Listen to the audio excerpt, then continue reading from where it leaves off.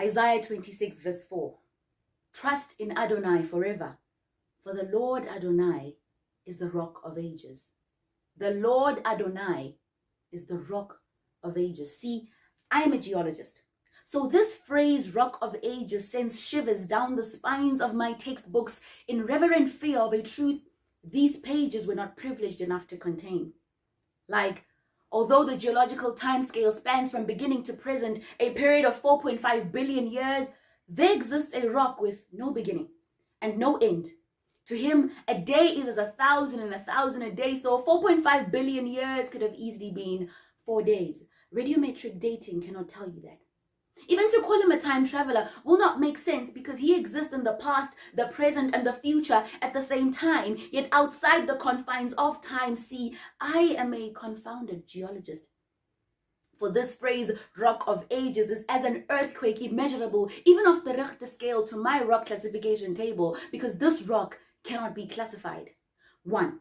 He cannot be sedimentary, made up of layers of lithified material with discontinuities between layers, because he is consistent, the same yesterday, today, and forever too.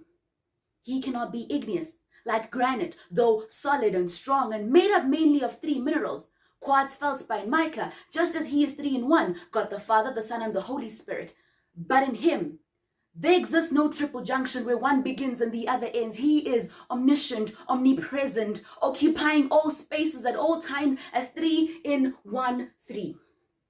Metamorphic rocks bow down and are engulfed as xenoliths in the magma of his presence. Because unlike them, no amount of heat or pressure can change him.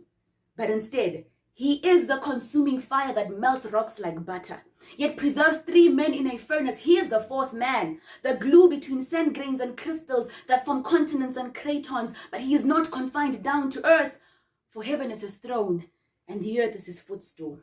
And even these asteroids and meteors, though high above the earth, are soon obliterated at the scent of his atmospheric presence, while scientists on the earth below wreck their brains writing thesis after thesis, trying to theorize and hypothesize the mystery of this rock so strong, Moore's hardness scale is but a child's play to measure him.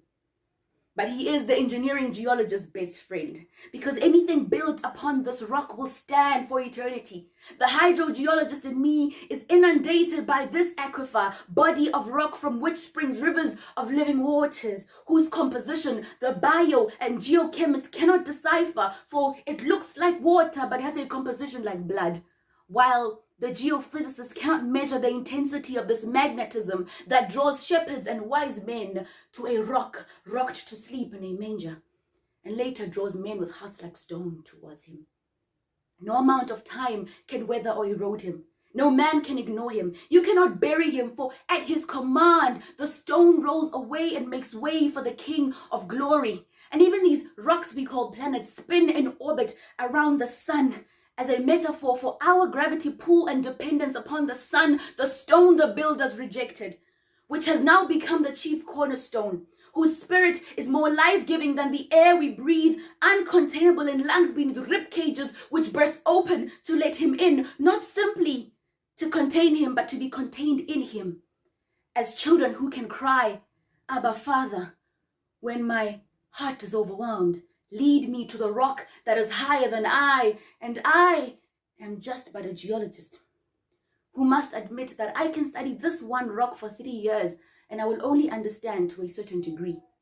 An additional year would be an honor, and even beyond that, I will still not be a master qualified to carry these titles: child of God and daughter of the rock of ages.